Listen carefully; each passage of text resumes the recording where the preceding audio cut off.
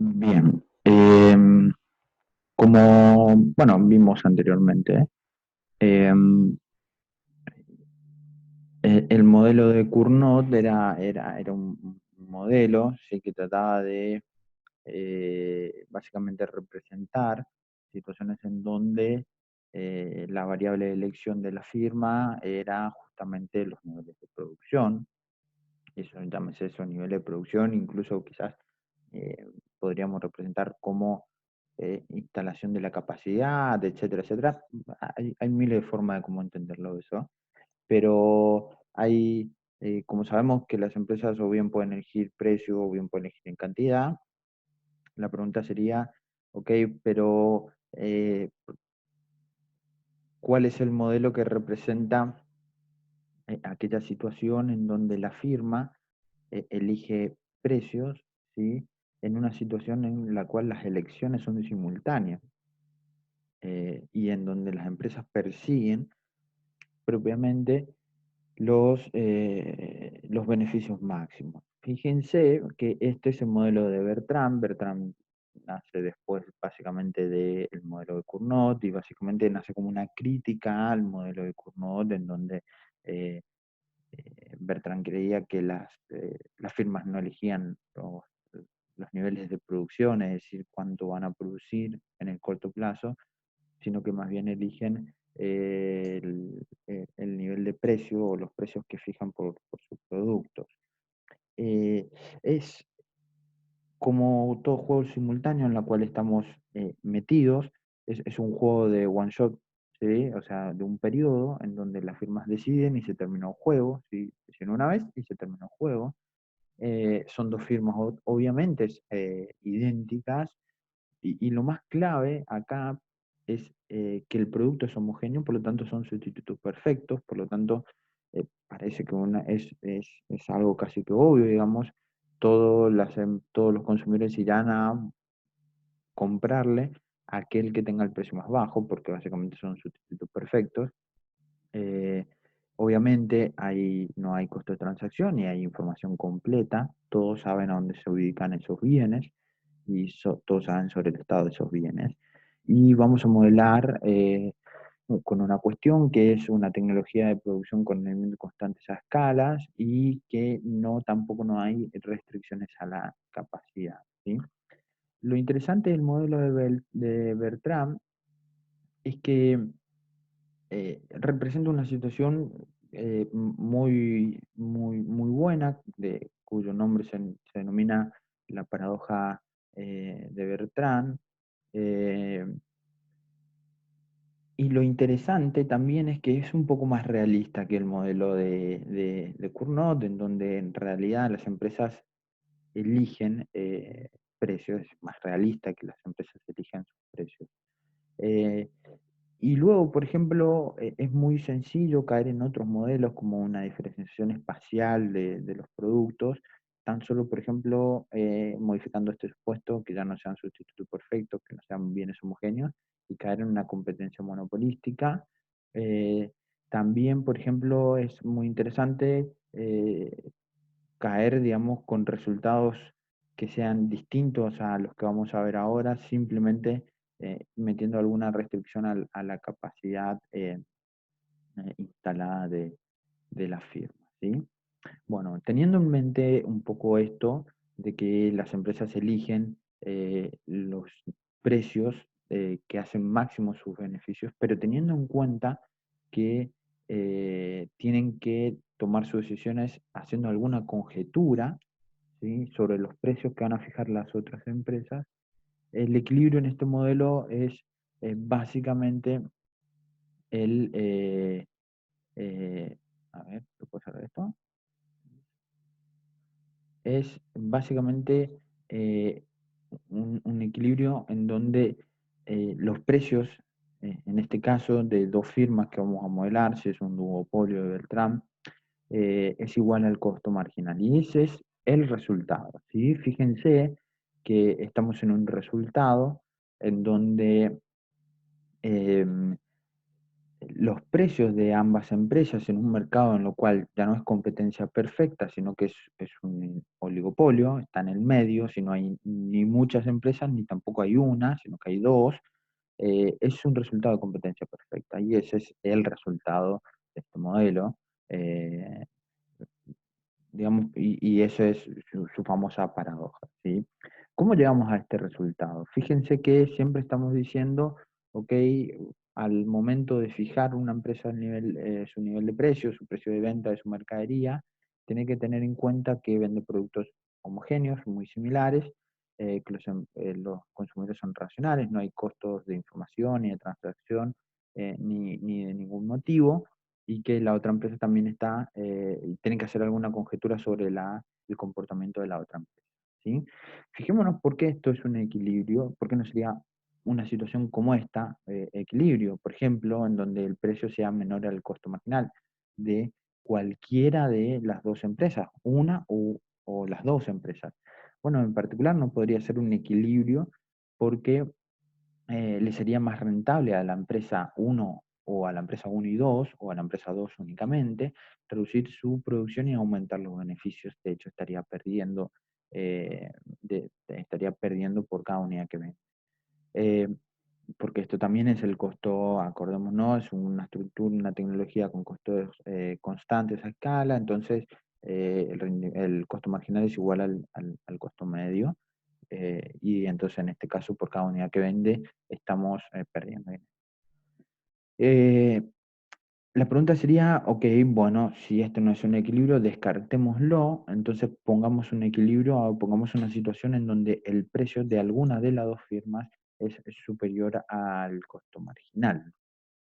Eh, si, por ejemplo, sucede esta situación, bien puede suceder que si la empresa 1 está suponiendo que la empresa 2 se va a quedar ahí en ese precio mayor al costo marginal, simplemente teniendo en cuenta que los bienes son homogéneos y que cada empresa busca maximizar sus beneficios, a la empresa 1 le conviene fijar el precio de la empresa 2 menos un epsilon, ¿sí? Infinitesimal más pequeño, ¿sí? Y simplemente ganaría todo el mercado. Y eso es producto de que hay información completa y que los consumidores son racionales, no hay costo de transacción. Por lo tanto, saben que la empresa 1, ¿sí? Vende tan solo a unos pesitos más barato que la empresa 2 y todos directamente van a comprar a la empresa 1. Y esto también habla de algo también que hemos supuesto anteriormente, que la empresa 1 tiene la capacidad para abastecer a toda esta demanda, ¿sí? Es decir, eh, la empresa 1 tan solo si espera que la empresa 2 mantenga ese precio por encima del costo marginal, le conviene establecer un precio igual al precio de la empresa 2 menos un epsilon por debajo, y gana todo el mercado y se queda con todo el mercado, abastece a todo el mercado. Por lo tanto, su ganancia es la ganancia básicamente es una ganancia positiva y la empresa 2 simplemente no vende nada y su ganancia es igual a cero, se queda fuera, ¿tá? No vende nada. Entonces le conviene fijar un precio, un epsilon más abajo que la empresa 2, ¿sí? Pero ahora también pensemos desde el punto de vista de la empresa 2, digamos, la empresa 2 al momento de fijar su precio, también tiene que tener en cuenta lo que haga la empresa 1. Si la empresa 2 piensa exactamente de la misma manera que pensó la empresa 1, es decir, piensa que la empresa 1 va a quedarse fija en un nivel de precios por encima de los costos marginales, entonces también le conviene, obviamente, que fijar un precio, un epsilon por debajo de, eh, por debajo de del precio de la empresa 1, tal como en el caso de la situación de la empresa 1. Y en ese caso, si la empresa 1 no modifica su precio, la empresa 2 se queda con todo el mercado y tiene unos beneficios positivos, la empresa 1 no vende nada y tiene beneficios iguales a cero, ¿sí? ¿Qué estamos viendo acá? Que si los dos parten del mismo precio, es decir, si el precio de la empresa 1 es igual al precio de la empresa 2, que es en ambos casos mayores al costo marginal, entramos en una guerra de precios, ¿sí? En donde cada uno va estableciendo un epsilon por debajo del precio que prevalecía en la empresa anterior, y eso me va llevando hasta un punto en el cual el precio de ambas empresas termine siendo igual al costo marginal. ¿Por qué va a terminar siendo igual el costo marginal? Bueno, porque esos sucesivos recortes de precio para intentar ganar mercado y quedarse con todo el mercado, por lo tanto quedarse con todo el beneficio, que la otra empresa no quede nada, le va a llevar a la empresa a bajar tanto el precio hasta el punto igual en el costo marginal. ¿Por qué no bajan por debajo del punto marginal? Bueno, porque esa situación la descartamos en este punto. Si bajan por debajo del precio del costo marginal, obviamente se van a quedar con todo el mercado, pero van a estar perdiendo en términos de beneficios, van a tener unos beneficios negativos, y obviamente que si el precio es igual al costo marginal, la empresa se queda con todo el mercado o la empresa vende, pero no tiene beneficio porque el precio es igual al costo medio, por lo supuesto que hemos puesto de la tecnología. Y es obvio que un beneficio igual a cero o un beneficio nulo es mayor a un beneficio negativo que tendría esta situación. Entonces, la empresa, comenzando con una situación en donde los precios de ambas eran iguales y superiores al costo marginal, los recortes la llevarían hasta el costo marginal, ¿sí? Y en ese sería un equilibrio que sería estable, si algunos lo llaman equilibrio en estrategias puras, y no nos moveríamos de ahí porque ambas empresas tendrían beneficios igual a cero y no podríamos ni ir por debajo porque no tendríamos beneficio negativo, no sería una estrategia recomendable para ninguna de las dos empresas, ni podríamos ir a un precio más arriba porque cualquiera que establezca un precio más arriba simplemente no vende nada y se queda sin beneficio, ¿sí? ¿Cuál es, cuál es lo más interesante de este resultado? Es que es un resultado de competencia perfecta tan solo con dos empresas. No necesitamos llegar a un resultado de competencia perfecta, ¿sí? En el cual el precio es igual al costo marginal y la eficiencia del mercado es, es, es básicamente el mejor resultado que podemos encontrar teniendo una atomización, por ejemplo, de productores o de firmas. ¿Sí? Simplemente con dos empresas, bajo el modelo de Bertrand, podemos llegar a los mismos resultados que si tuviéramos una atomización o muchos vendedores. ¿Sí? Eh, y ese es un resultado sumamente interesante, si podemos tener resultados de la competencia perfecta tan solo con un par de empresas, si es que están bajo el modelo de Bertrand y no hay restricciones a la capacidad instalada o a la capacidad de producción de las empresas. ¿Por qué repito esto de la restricción a la capacidad o incluso de algunos otros supuestos, como por ejemplo acá, los productos diferenciados? Porque fíjense que dado que hemos puesto que los bienes son homogéneos, de que hay información completa y que por lo tanto estos bienes tienen la característica de sustituto perfecto, situaciones como esta, en las cuales una empresa mantiene un epsilon por debajo del precio de la otra, hacen que el consumidor directamente se vuelque a comprar al productor que tiene el precio más bajo.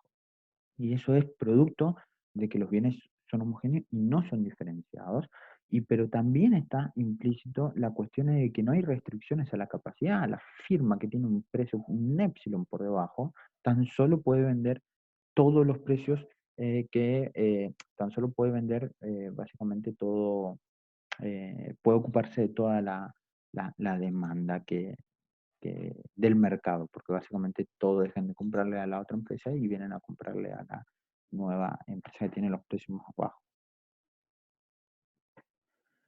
Ahora bien, si nosotros, este resultado de la paradoja de Bertrand no es un resultado general, sino que al variar algunos de estos supuestos cambian estos resultados, ¿sí? Hay algunas conclusiones que podemos sacar de estos modelos que son de elecciones simultáneas, ¿sí? Y en particular de que esta competencia por precios es mucho más desgastante que la competencia por cantidades, digamos. Hay más incentivos a que la competencia se vuelva más dura, ¿sí? O la guerra de precios, digamos, es como más dura, eh, en un modelo en lo cual la variable de elección es el precio, que cuando hay cantidades, no hay muchos incentivos que te desvíes de las cantidades en un modelo de Cournot, ¿sí? Es decir, esa transición es como más feroz en la competencia por precio. Em, pero el modelo Cournot sin duda alguna tiene una gran ventaja que lo vimos a lo último, que es que me puede representar diversos resultados del mercado tan solo con un modelo Cournot, ¿sí? Pero tiene su ventaja, su desventaja, y eso fue lo que llevó a Bertrand a escribir su propio modelo, en que las firmas fijan precios y no fijan cantidades. Por eso, una manera de incluso llegar, digamos, a- a las conclusiones casi similares de Cournot, es un modelo que sea secuencial, pero que pongan restricciones a la capacidad. Lo tomé de eh, Nicholson, pero Nicholson versión inglés, versión un poco más avanzada, eh, o sea, más actualizada en realidad. Y simplemente me pareció que estaba bastante bueno introducir algunas modificaciones a los resultados anteriores. Eh, Fíjense que si hay restricciones en la capacidad, como bien dice acá, adiós paradoja de Bertrand y adiós resultado de competencia perfecta, incluso con dos firmas. ¿Sí? ¿Cómo se estructura este juego? Bueno, en primer lugar, vamos a modelar una situación en la cual en una primera etapa las empresas eligen la capacidad de producción, eligen cuánto va a ser la capacidad de producción y por lo tanto cuánto podrían llegar a vender. Y en el segundo periodo las empresas eligen los precios que hacen máximo los beneficios. Siempre no pueden vender más que su capacidad, ¿sí? Pueden vender hasta su capacidad instalada. ¿Cuál va a ser el equilibrio? Bueno, acá tenemos que hacer un poco de inducción hacia atrás, se llama en la teoría de juegos. Tenemos que ir hasta la segunda etapa y básicamente elegir cuáles son las cantidades y volver a las elecciones de la primera etapa, ¿sí?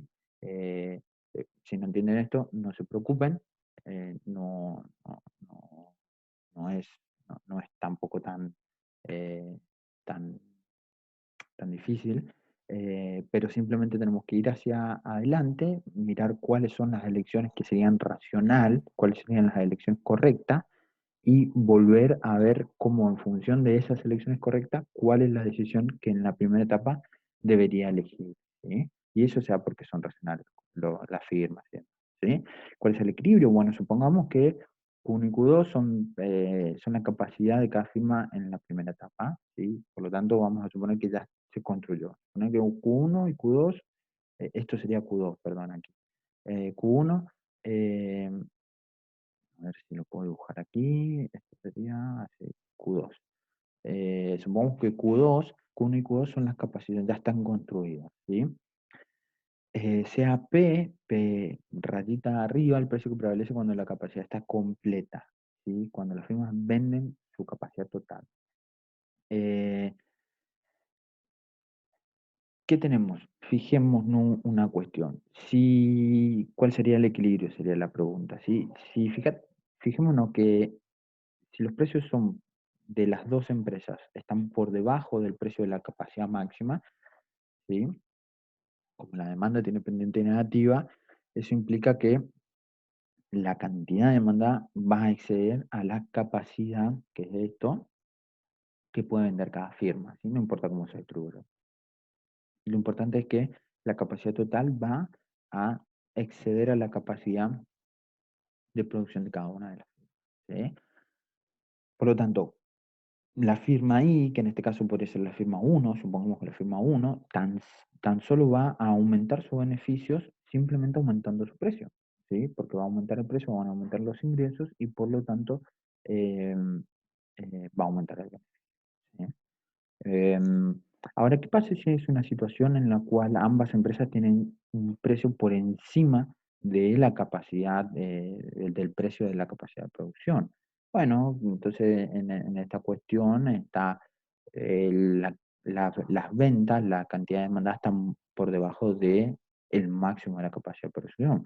Por lo tanto, la firma, cualquiera sea, si tan solo puede aumentar los beneficios simplemente disminuyendo el precio y por lo tanto aumentando la cantidad, con ello aumentan los ingresos y aumentan los beneficios de la firma. Por lo tanto, aquí habrá incentivos, ¿sí?, hacia reducir la producción y aumentar el nivel de precios, ¿sí?, o aumentar los precios y con ello se reducen las cantidades vendidas, y en este caso habría incentivos a bajar el precio y determinar o sea, bajar los precios y alcanzar el precio de la capacidad máxima. Por lo tanto, el equilibrio, volvemos a decir lo mismo, es un equilibrio en donde las firmas básicamente eligen eh, el precio que es igual al de la capacidad máxima y no ninguno, ¿no? ¿Sí? Por lo tanto, si como el precio, ¿sí?, de la capacidad máxima está en función, ¿sí?, de la capacidad máxima, eh, el juego se vuelve en un juego de Cournot, digamos. ¿Por qué? Porque en realidad las firmas lo que tienen que elegir es la propia capacidad de producción, ¿sí?, tal que ese precio sea aquel que maximice los beneficios en la segunda etapa, ¿sí? Por lo tanto, es un modelo de Bertrand, ¿sí?, en donde la restricción a la capacidad ya me influye que no puedo establecer cualquier precio, eh, pero las empresas terminan eligiendo el nivel de capacidad tal que haga máximo los beneficios, o tal que el precio de esa capacidad asociada a esa capacidad haga máximo los beneficios en una segunda etapa. Un modelo de Bertrand, sí, camuflado dentro de un modelo de Cournot, ¿sí?, en dos etapas, porque precisamente es la primera etapa en donde elige. Los resultados, por lo tanto, van a ser exactamente los mismos de Cournot, ¿sí? Ahora bien, quizás he pasado por alto la cuestión que tiene que ver con los, los primeros dos modelos, que son modelos de decisiones simultáneas. En la literatura en general son modelos en los cuales las decisiones son más bien a corto plazo. eh, Pero cuando ya pasamos a decisiones que tienen que ver con modelos que sean secuenciales, las decisiones ya se vuelven de largo plazo, ¿sí? Porque aquí sí importa, ¿sí?, si mis acciones tienen alguna influencia sobre la firma, sobre la reacción de la firma J, ¿sí? Por una cuestión muy sencilla, que es que específicamente tengo que tener en cuenta para tomar grandes decisiones o alguna decisión, si la posible reacción de mi rival, ¿sí? Necesito saberlo, ¿sí? Em, de esta manera nos metemos en modelos que tienen que ver con elecciones que van siendo secuenciales, y elecciones o modelos en los cuales representan siempre a un líder y siempre a un seguidor, ¿sí? Ese seguidor puede ser un montón de firmas, pero el líder en general suele ser uno. Podrías encontrar muchos modelos que no son así, digamos, en una organización industrial se ven otros, pero eh, a lo que voy es, estos modelos que son secuenciales y en lo cual, que vamos a estudiar, que son Stackelberg y liderazgo en precios, son dos modelos en donde las decisiones de un líder, ¿sí?, tienen efecto en las reacciones o en las acciones de sus seguidoras, ¿sí? Y esas seguidoras sí también reaccionan a sus propias decisiones, y el líder, ¿sí?, y el líder sabe que esas firmas reaccionan a sus posibles acciones, ¿sí? Por lo tanto, en el largo plazo, ¿sí?, la decisión de una firma va a tener en cuenta las reacciones de sus rivales, ¿sí? Y ahí está la diferencia con el resto. Como en algún punto lo habíamos establecido, las empresas saben, ¿sí?, en los modelos secuenciales, que sus acciones tienen influencia en el precio y que las acciones de las otras empresas tienen influencia en en el precio, por lo tanto, le afectan directamente sus acciones, pero también indirectamente a acciones de las demás firmas vía los precios eh, o vía cantidades. Sin embargo, cuando eligen de manera simultánea, es decir, siendo o representando una situación en la cual tomo una decisión suponiendo alguna decisión de mi rival, ¿sí? Hago alguna conjetura. Eh, el dilema del prisionero clásico, ¿no? Eh, en el caso de decisiones que tengan que ver más bien con el largo plazo, son decisiones en lo cual eh, una firma decide primero y después deciden las siguientes. Pero como vamos a poner y establecer el supuesto de que cuando la primera firma elige, sabe cómo va a reaccionar la próxima, entonces la decisión ya se vuelve más racional, toma en cuenta cómo va a reaccionar de la mejor manera en una segunda etapa las firmas rivales y va a decidir en una primera etapa el mejor resultado para él. ¿Sí? Estos son los modelos secuenciales y esto básicamente representan o vamos a estudiar dos tipos de modelos de Stackelberg, ¿sí? Que son básicamente liderazgo en la cantidad, ¿sí? Representados por firmas en la cual hay una empresa líder. No, no, no, no hay no, estos modelos no destacan cómo se elige el líder, ni si tampoco alguna firma que sea una firma que sea seguidora puede desafiar al líder. No, no nos metamos en esos problemas por el momento. Si simplemente digamos, ok, existe un líder y ese líder es líder por el motivo que sea, digamos cuáles son los resultados si hay un líder y hay seguidores, ¿sí? Y ese líder encima tiene la ventaja de ser primero. Hay una cuestión que acá quizás lo pasé por alto, pero que es muy clave en estas cuestiones, que tienen que ver con que las decisiones son irreversibles, ¿sí? Y con que hay compromisos, hay credibilidad en esas propias acciones. Es decir, el líder es líder y tiene la ventaja de tener el primer movimiento, por lo tanto, decidir, en el caso de Stackelberg, ¿sí? Cuánto va a producir y en función de cuanto él elija cuánto produce, las demás empresas van a elegir cuánto producir. Se da eso porque efectivamente él tiene, ¿sí? O las demás saben que sus decisiones son creíbles y tienen compromiso y también son irreversibles. Es decir, que las seguidoras saben que este líder, una vez que eligió la cantidad, no va a volverse atrás, porque si vuelve atrás, entonces sus acciones no serían creíbles, no habría compromisos, y entonces caeríamos en decisiones que tienen que ver más bien con un modelo de Cournot, ¿sí? Es muy fácil pasarte de un modelo de Cournot a un modelo Stacker. Ahora bien, este modelito que es de Stackelberg, liderazgo en las cantidades. Hay dos empresas, vamos a hablar de esa manera, firma 1 y firma 2.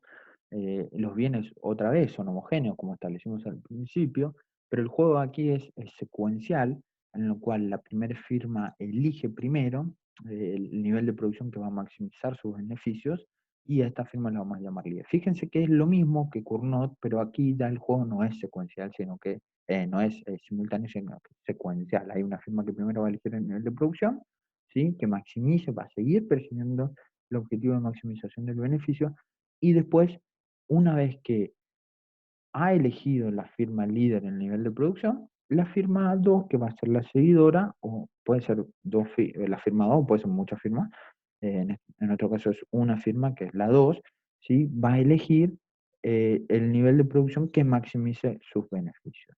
La líder, ¿sí? Una cuestión muy importante es que la líder sabe cómo reacciona la seguidora, ¿sí? ¿Qué quiere decir sabe cómo reacciona?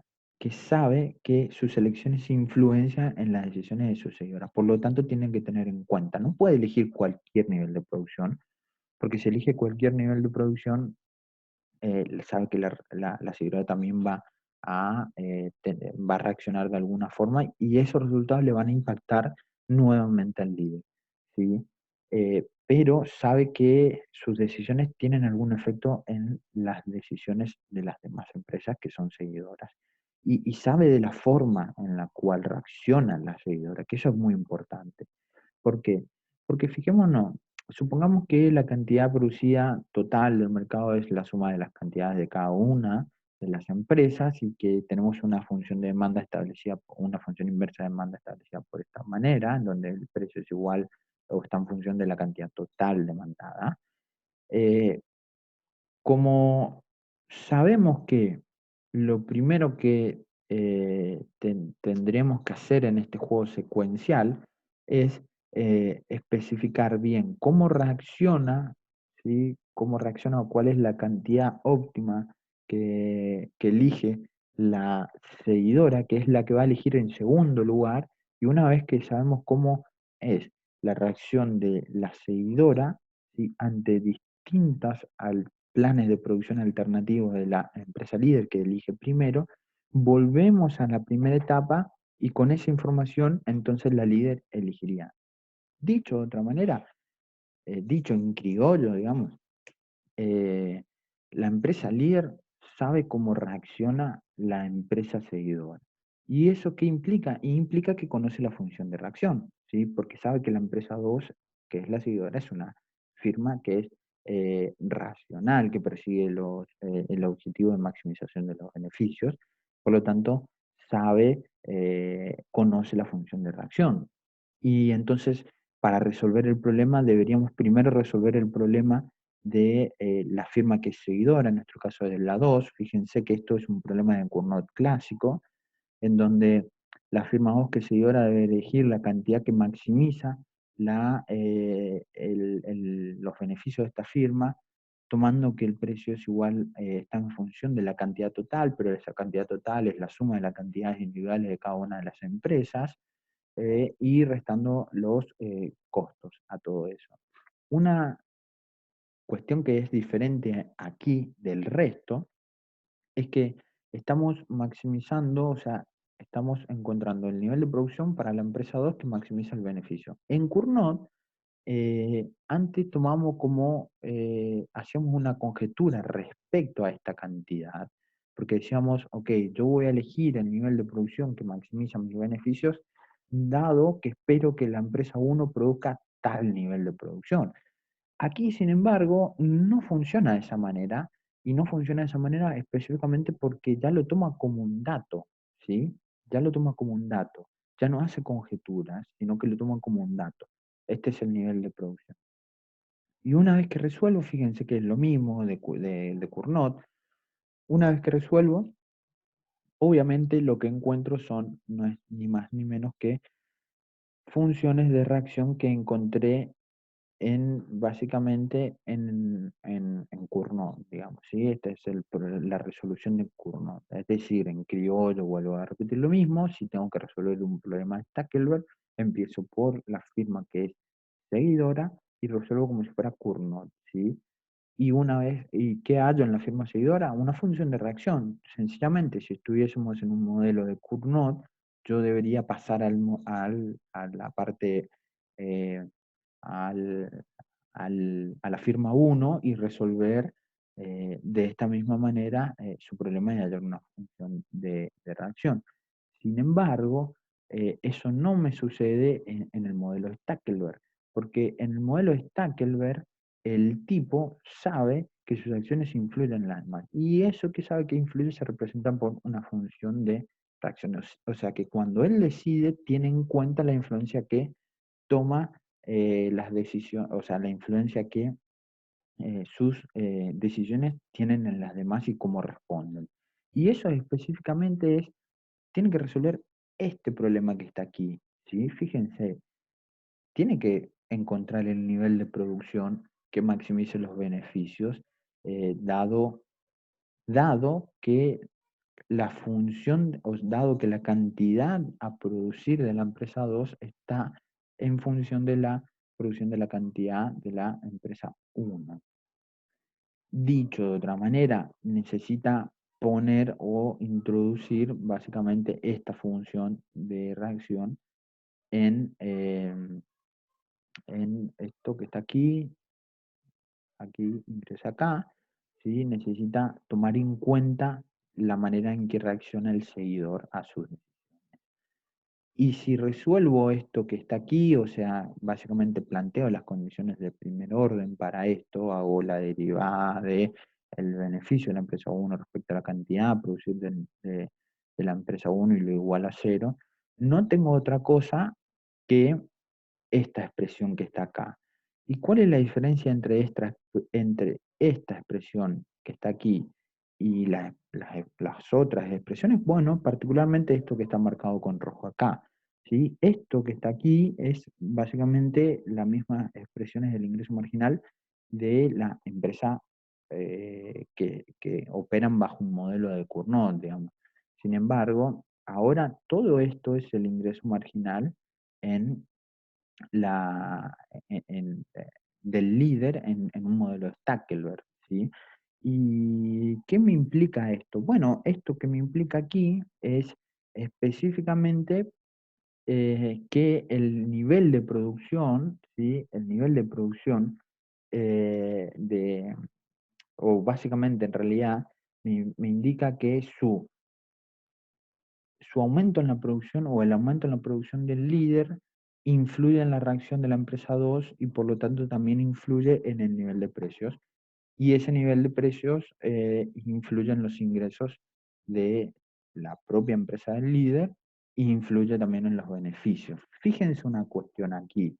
Hemos puesto que este término que está acá, ¿sí? Este término que está aquí es de pendiente negativa, digamos, hemos puesto las condiciones de que f' iba a ser negativa y eso daba la estabilidad propia del modelo, pero esto que está acá también es negativo, ¿sí? Esto que está aquí también es negativo, es claro que si la demanda se comporta bien, un aumento en el precio, un aumento en la cantidad de producción de la empresa 1, etcétera. Y para el reto es una caída en el precio en el precio de este bien en el mercado.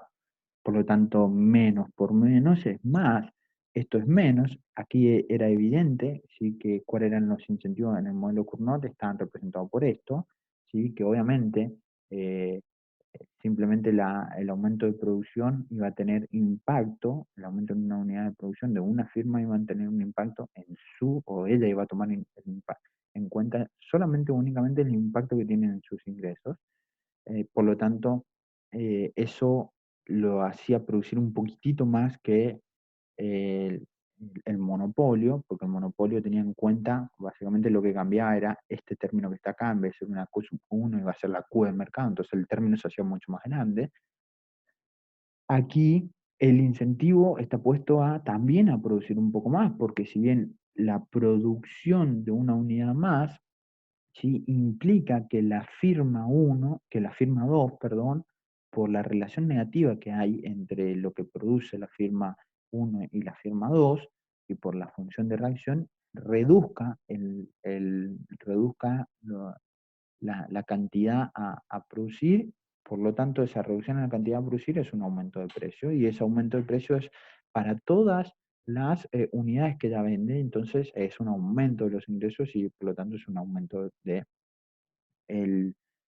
los beneficios. Y eso se da justamente por todo este término, y ese término me está indicando que hay un incentivo a sobreproducir, ¿sí? Por encima de lo que podría llegar a producir en un modelo de Cournot, ¿sí?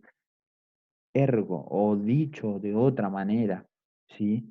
Eh, en el modelo Stackelberg, el seguidor, el líder, va a producir mucho más, ¿sí? De lo que produce en modelo de Cournot, porque justamente está incentivado a producir un poco más porque conoce la forma, conoce primero o sabe que sus acciones influencian en las elecciones de su rival, por lo tanto sabe que si él aumenta la producción, la otra firma seguidora reduce su producción, y específicamente porque esta no solo que conoce, no solo que sabe que influye, sino que conoce la manera en la que influye, le va a llevar a sobreproducir más que en un equilibrio de Cournot. Obviamente el líder va a producir,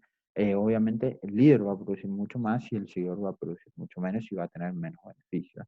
Pero en el total del mercado, la cantidad a producir va a ser mayor que en el modelo de Cournot. Ojo que en el modelo Cournot podemos representar básicamente los distintos resultados que hay entre la competencia perfecta y el monopolio, pero es claro que en el modelo Stackelberg la cantidad total a producir en el mercado y por lo tanto el precio o ese resultado del mercado va a estar más próximo a la competencia perfecta que al monopolio, ¿sí? Muy bien.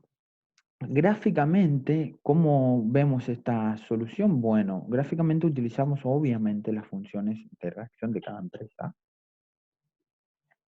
y tratamos de hallar el resultado.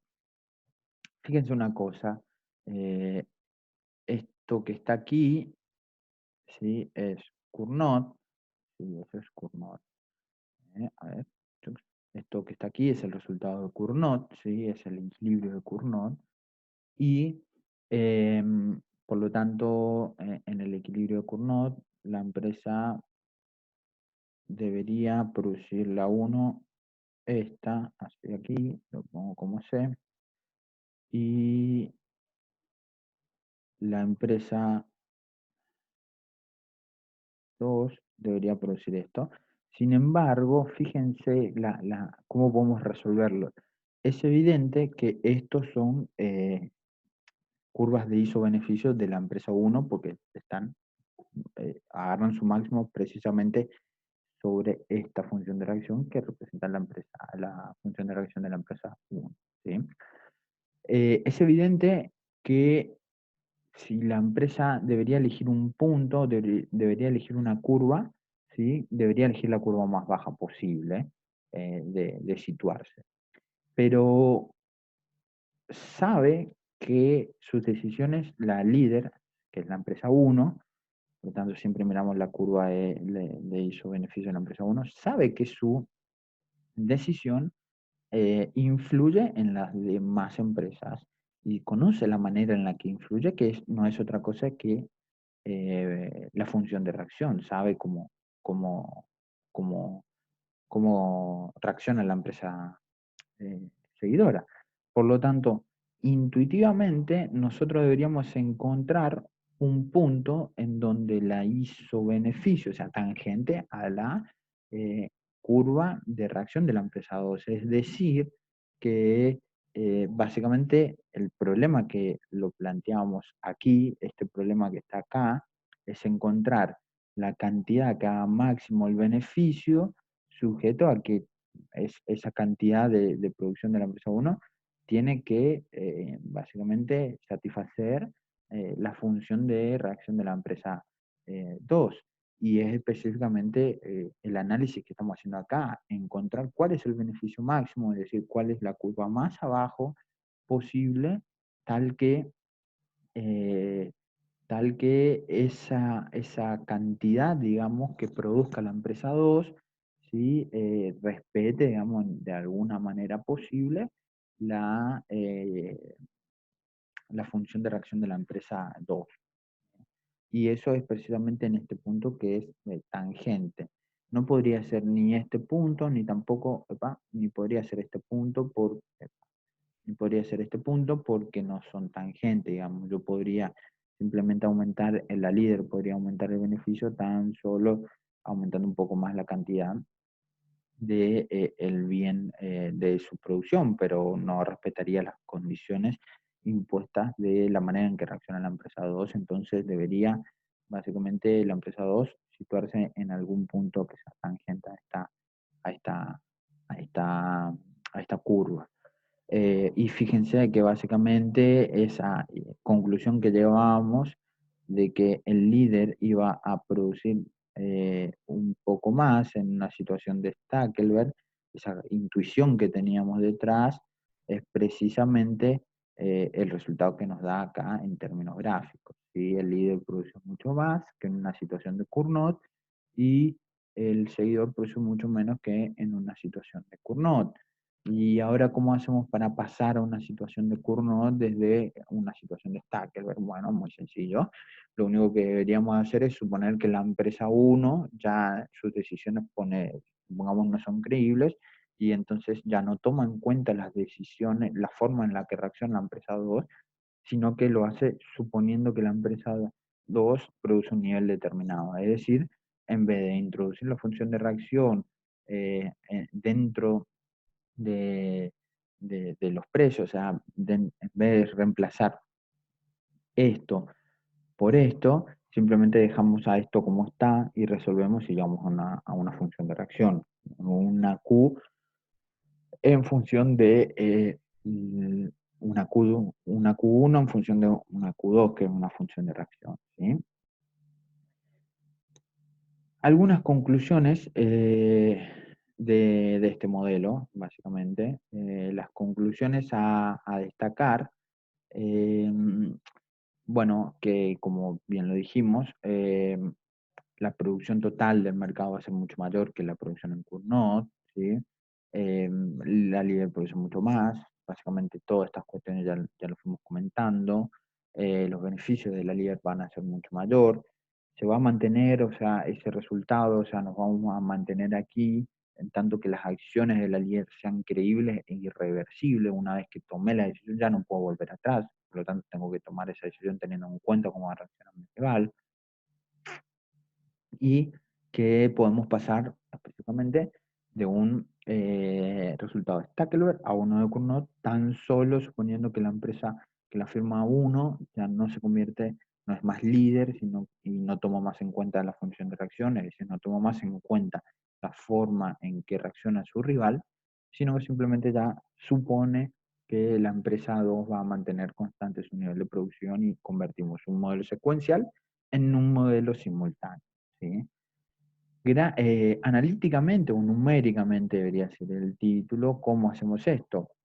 Específicamente, como empezamos a desarrollar el tema, era resolver el problema de la firma seguidora, porque necesito encontrar la manera en que reacciona la firma seguidora a los posibles planes de producción de la empresa 1, ¿sí? Necesito encontrar esa forma, esa manera de reacción óptima, y luego paso a la firma 1.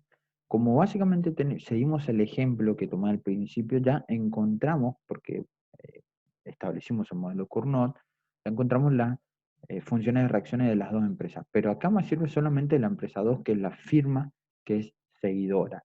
Y esa función de reacción era esto, si se acuerdan, A menos C sobre 2 menos un medio de Q sub 1, antes estaba el Q esperado aquí, ya no es más Q esperado porque ya lo toma como un dato, ya no hace una conjetura, lo toma como un dato. Y lo que deberíamos hacer es específicamente esta Q que está aquí, introducir en algo que era Q2 antes, ¿sí? O sea, ya tomamos en cuenta la manera en que reacciona esa empresa, ¿sí? Eh, si lo reemplazamos aquí, ¿sí? Si lo reemplazamos eh, aquí específicamente, eh, y básicamente operamos, llegamos a esto. Déjenme chequear, no sé si este, eh, este C iba ahí, si no recuerdo, podría llegar a ser un error, pero déjenme chequear, a menos, déjenme chequear y lo termino de comentar después. Eh, no obstante, digamos, si ustedes resuelven, es un ejercicio que está resuelto en Nicholson, digamos, eh, llegan a esto que está aquí, y básicamente esto que está aquí no es otra cosa que eh, no es otra cosa que los beneficios. ¿Sí? Dicho de otra manera, si yo derivo todo esto que está aquí, o sea, si derivo esto de acá respecto a la cantidad, obtengo esto. ¿Sí? Obtengo esto que está acá. Chun, chun. Y si lo que debería hacer es despejar Q sub 1, o sea, básicamente establezco los beneficios de la firma líder teniendo en cuenta la función de reacción de la seguidora, ¿sí? Opero algebraicamente de la manera más más sencilla posible y establezco las condiciones de primer orden. Es decir, hago la derivada de la función, del beneficio de la líder respecto a su cantidad y luego lo igualo a cero. El resultado que me da lo tengo que básicamente despejar Q sub 0, Q sub 1 o Q de la firma líder y tratar de determinar cuánto va a producir la firma líder. ¿Sí? Una vez que despejo eso, que hago el tratamiento, el resultado es A menos C sobre 2. Fíjense que antes el resultado de la firma 1, cuando estaba bajo un modelo Cournot, era A menos C sobre 3. Y una vez que obtengo este resultado, ¿sí? Obtengo cuánto va a producir la líder, debería establecer en la función de reacción de la firma seguidora. ¿Sí? Y de esa manera también opero algebraicamente y obtendría la producción de la firma 2, ¿sí? También, digamos, una vez que la firma 1, que es la líder, haya decidido cuánto va a producir.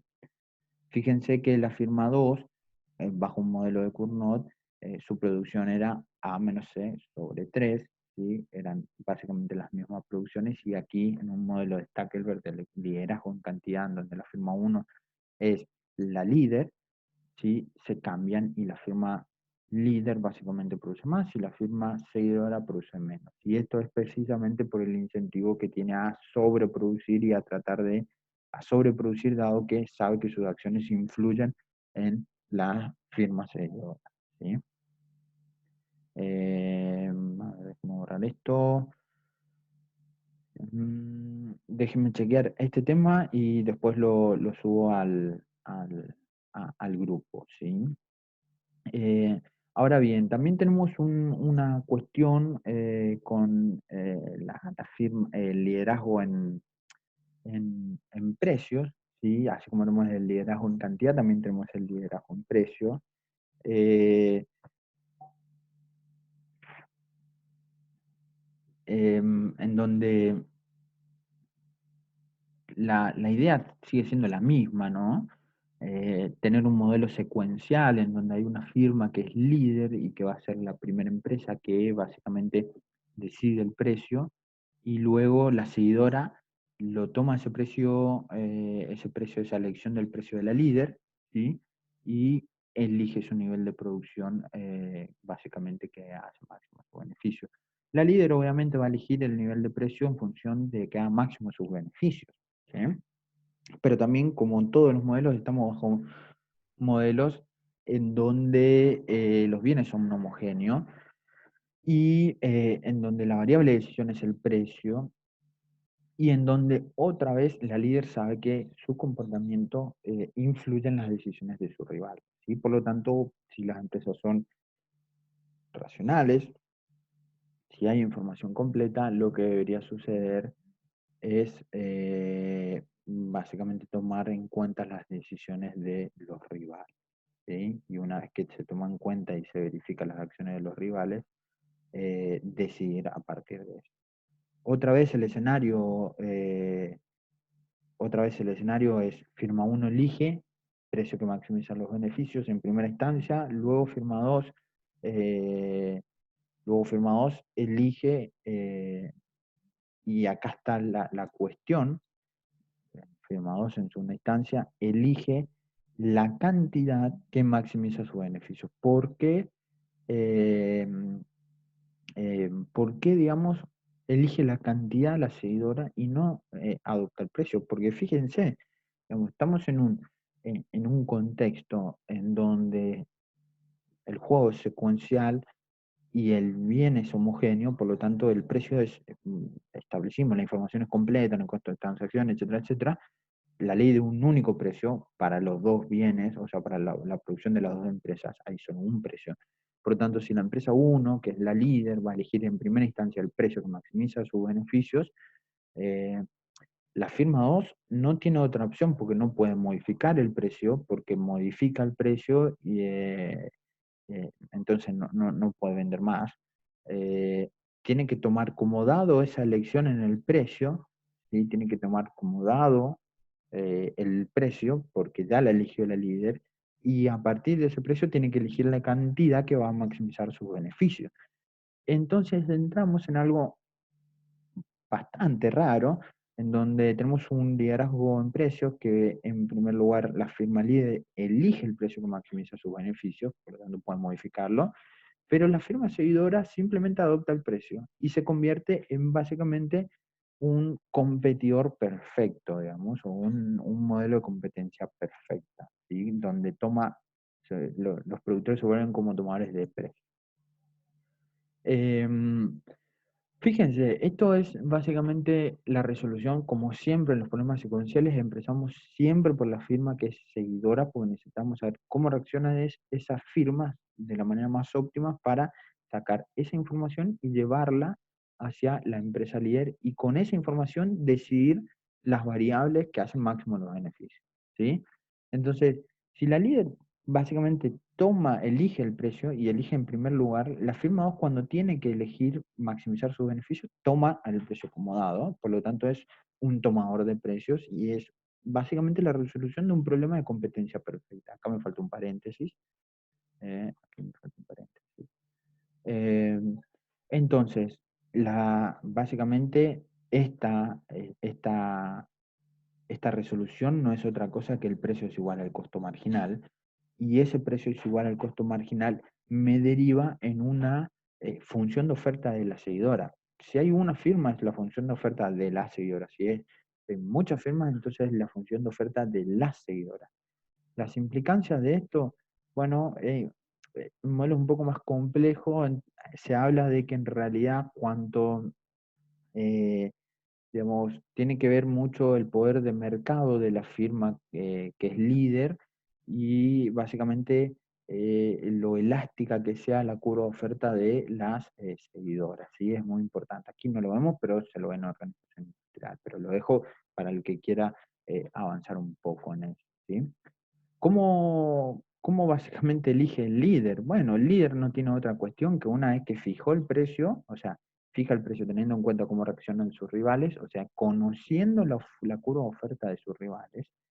eh, una vez que fija eso, entonces sus rivales automáticamente eligen la cantidad que maximizan los beneficios y la largan al mercado. Por lo tanto, el tipo, que es el líder, no le queda otra cosa que terminar de satisfacer la diferencia entre una demanda total y una demanda de los seguidores. Y esto es específicamente puesto de esta manera. Fíjense que se conoce con el nombre de demanda residual. ¿Qué es la demanda residual? Es la demanda que es la demanda del líder. Eso es la demanda residual, es la demanda del líder, la demanda que queda después de que el seguidor pudo satisfacer o pudo producir tal nivel de producción a los precios dados, ¿sí? Que es fijado por el líder, ¿sí? Entonces, una vez que se resuelve este problema, lo pueden seguir en variant, digamos, la resolución de este problema, no es nada difícil, hay un ejemplo práctico. Eh, a mí me parece más interesante ver la intuición acá y después, de última, lo vemos en el práctico. Una vez que lo resuelve acá, digamos, esto se vuelve a respetar como en cada condición es nuestra, es el pan nuestro de cada día, el ingreso marginal es igual al costo marginal, pero el ingreso marginal, ojo el piojo acá, es el ingreso marginal de la demanda residual del propio líder. ¿Sí? Entonces, el ingreso marginal de la demanda del líder es igual a su costo marginal, ¿sí? Y de esa manera se elige digamos, el precio que hace máximo de esos beneficios.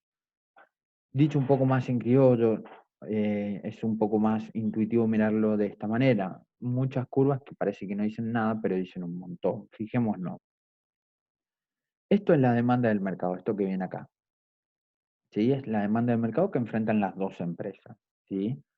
Esto que está aquí es básicamente la oferta del seguidor, esa curva de oferta del seguidor que lo encontramos al principio, ¿sí? ¿Por qué necesitamos presentar la curva de oferta? Bueno, porque el seguidor no hace otra cosa que igualar el precio igual al costo marginal, y eso, el precio igual al costo marginal, lo vemos en competencia perfecta, que no es otra cosa que la curva de oferta de las empresas en competencia perfecta, pero acá es simplemente ese concepto aplicado al seguidor. ¿sí?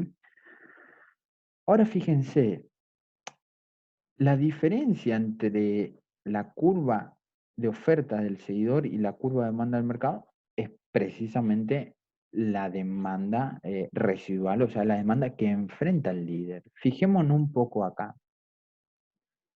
Cuando el líder no ofrece nada, sí, o no atiende a la demanda, esta es la curva de demanda residual, ¿sí? Y esta es la curva de ingreso marginal.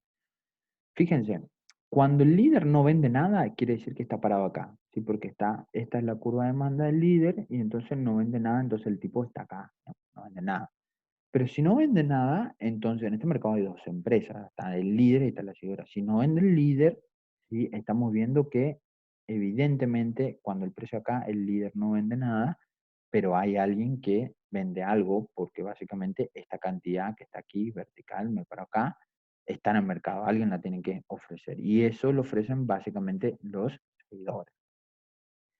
Pero cuando voy bajando, voy bajando, voy bajando, voy bajando, voy bajando, y, por ejemplo, llega un punto en el cual el precio es muy cercano a cero y cuando el precio es muy cercano al cero, básicamente el seguidor no ofrece, solamente atiende a esto, ¿sí? Solamente atiende a esta partecita del mercado y el líder atiende a una gran porción del mercado, ¿sí? Dicho de otra manera, ¿sí? El problema del líder es encontrar un precio tal como este precio, en el cual el ingreso marginal, que es este, sea igual al costo marginal del líder, ¿sí? Que es este, ¿sí? Que produzca esto, entonces vengo aquí, pum, lo tengo acá, este es el precio que elegiría el líder, ¿sí? Y a este precio específicamente el líder vende esta cantidad. Este es el precio en el cual el costo marginal es igual al ingreso marginal. Ahora bien, ¿cuánto se produce en este mercado a este precio? Bueno, específicamente se produce esto en el mercado, es decir, se produce esto que está acá, ¿sí? ¿Cuánto venden específicamente los seguidores? La diferencia entre el total y básicamente el líder, ¿sí? Y lo que ofrece el líder, que es esta diferencia que está acá. ¿Dónde lo veo? Bueno, opa, ¿dónde lo veo? Lo veo sobre la curva de oferta acá del seguidor. Es esto lo que me produce el seguidor, ¿sí? Esto que está acá, esta diferencia que está acá, es precisamente esta diferencia que encontramos acá, ¿sí? Entonces, una vez que tengo el precio acá, lo que tengo, digamos, determinado es la curva de demanda. No tengo la curva de demanda determinada, pero tengo la producción del líder que hace básicamente que iguala los ingresos marginales, iguala los costos marginales, y de ese precio también tengo cuánto se va a producir en el mercado. Y esa diferencia entre lo que es lo que puede atender el líder, que viene determinado por la demanda residual, y lo que se demanda en tu tarea de mercado es atendido específicamente por la oferta del seguidor, ¿sí? Eh, de esta manera, digamos, de esta manera terminamos un poco lo que es básicamente los modelos de liderazgos, tanto en precios como en cantidades, y nos metemos, o sea, terminamos con todo lo que tengan que ver con los modelos que sean secuenciales, ¿sí? Ya hemos visto modelos que tengan que ver con las elecciones simultáneas, ¿sí? Vimos ahí Cournot y vimos Bertrand, ¿sí? En donde básicamente las elecciones de cada una de las empresas toma como dada, ¿sí? O toma como dada o hace una conjetura de que la empresa va a seguir manteniendo ese nivel de producción, entonces básicamente lo que hace es elegir alguna de las variables, sea cantidad o precio, que maximice sus beneficios. Y luego tenemos